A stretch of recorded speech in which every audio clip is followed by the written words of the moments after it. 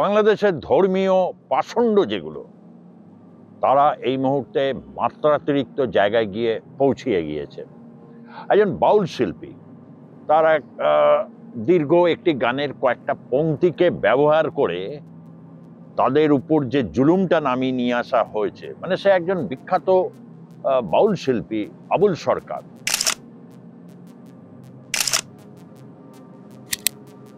এবং আবুল সরকার বাংলাদেশে অত্যন্ত যারা সাধু, সুফি, বাউল, আউল যে সম্প্রদায় রয়েছেন তাদের মধ্যে এতটাই জনপ্রিয়, সেই ব্যক্তিকে জেলে পুরে দিয়েছে এবং তার উদ্দেশ্যে হুজুর আব্বাসী তিনি একেবারে ফতোয়া জারি করেছেন, তার প্রাণনাশের হুমকি দিয়েছেন। কত বড় পাষণ্ড, কত বড় উন্মাদ হলে যে বাংলাদেশ, যারা হচ্ছে বাংলাদেশের প্রাণ, বাংলা সভ্যতা সংস্কৃতির আকর যারা, তাদেরকে এরকম মৃত্যু পরোয়ানা জারি করতে পারে, ফতোয়া দেয়। এই সমস্ত শক্তিকে দিনের পর দিন আশকারা, উস্কানি সমস্ত কিছুই দিয়েছে এই ইউনূস সরকার।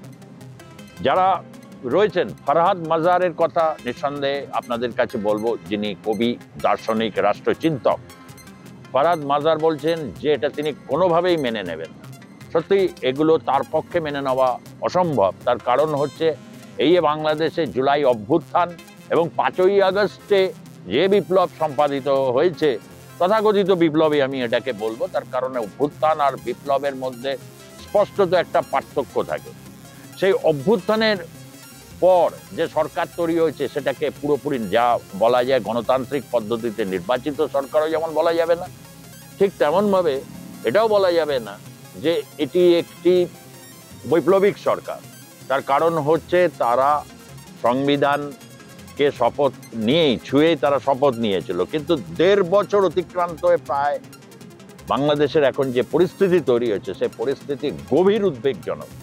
সেখানে ক্ষমতায় আসার পর প্রচুর এরকম মাজার, মন্দির ধ্বংস করা হয়েছে 200-র উপর। এবং যারা ওখানকার বাউল সম্প্রদায় রয়েছেন, যারা বাউল গান গেয়ে বা হচ্ছে ওই জীবনচর্চার মধ্যে দিয়ে দেখেন, তাদের অবিরত থ্রেট করা হয়েছে, অবিরত থ্রেট করা হয়েছে, মারধর দেওয়া হয়েছে। এখন গ্রেপ্তার করে সরাসরি প্রাণনাশের হুমকি দিচ্ছেন বেশ কিছু হুজুর। এই হুজুররা বেশিরভাগই হচ্ছে ওয়াবি বা সালাফি দর্শনের দ্বারা প্রভাবিত। আমি এগুলো নিয়ে বিস্তারিত বিগত 8 মাস 10 মাস ধরে বিভিন্ন চর্চা বিভিন্ন জায়গায় দিয়েছি।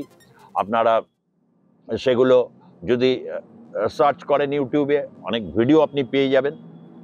এবং একটা কথাই এটা বলতে চাই, এই ধরনের পাষণ্ড শক্তির বিরুদ্ধে এবার বাংলাদেশের মানুষের রুখে দাঁড়ানো দরকার। তার কারণ বাংলাদেশে যদি গণতন্ত্র না ফেরে তাহলে বাংলাদেশের অর্থনীতি এতটাই সঙ্গীন অবস্থায় গিয়ে পৌঁছতে চলেছে আগামী সময়, যা রীতিমতো একটা দিল্লির ফুতে উড়ে যাবার মতো অবস্থা হবে। অনেকেই এটাকে, দেশটাকে যেন পাকিস্তান, কখনো কখনো হচ্ছে চীন, তাদেরকে বলছে যে এটার জায়গায় তোমরা এখানে এসো, ব্যবসাপাতি করো, সেনাবাহিনীকে প্রশিক্ষণ দাও, এই সমস্তগুলো করো। এবং ভারত বিদ্বেষটাকে এক উন্মত্ততার জায়গায় নিয়ে গিয়ে এমন এক জিগির তোলা হচ্ছে, সেই মধ্যে দিয়ে যে বাংলাদেশের সাধারণ মানুষের জীবনযাপন, প্রেম, সৌহার্দ্যের যে বিষয়, সেটা ক্রমশ দুর্বিষহ জায়গায় গিয়ে পৌঁছেছে।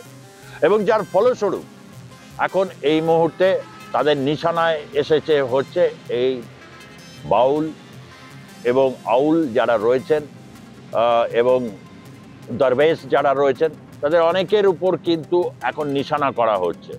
এরা বাংলাদেশের একটি অসাম্প্রদায়িক, যারা মৈত্রীর কথা বলে, ভালোবাসার কথা বলে, তাদের উপর এই ধরনের হুমকি, এটা বাংলাদেশ রাষ্ট্রের পক্ষে এক গভীরতর ব্যর্থতারই ইঙ্গিত দিচ্ছে।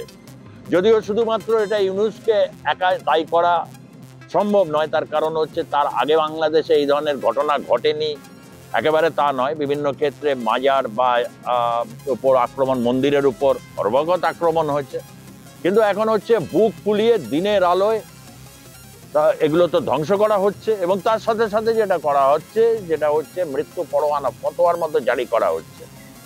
এবং এই জায়গা থেকে দাঁড়িয়ে সেনাবাহিনী কার্যত ব্যর্থ। তারা তাদের যে ম্যাজিস্ট্রেসি পাওয়ার রয়েছে গ্রেপ্তার করার, কাউকে গ্রেপ্তার করে না, বা করলেও হচ্ছে তাদের কি হয় জানা যায় না, যে কারণে হচ্ছে একের পর এক ঘটনা ঘটেই যাচ্ছে। এর মধ্যে রাজনীতিটা কোথায়? এর মধ্যে কোনো রাজনীতি নেই, অর্থাৎ আওয়ামী লীগ বিদ্বেষও নেই। এই যে জামাতিকরণ, গোটা সমাজের এই যে জামাতিকরণ হয়েছে এবং জামাতিকরণের ফসলটাকে যে পেতে চাইছে যারা, বিশেষ করে এই ধরনের শক্তি যারা হচ্ছে উন্মত্ত শক্তি, সাম্প্রদায়িক বিষে ভরা তাদের বুক, তাদের কথাবার্তাও হচ্ছে একেবারে ভয়ঙ্কর পরিমাণে বিদ্বেষপূর্ণ।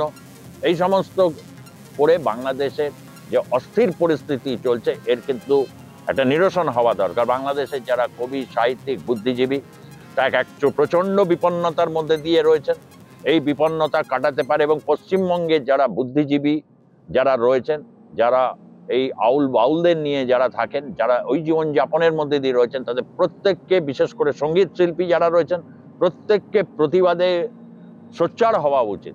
নচেত কিন্তু এই শক্তি কিন্তু এক জায়গায় থেমে থাকে না, এটা কিন্তু একটা বিস্তৃত ফনা তুলতে থাকে।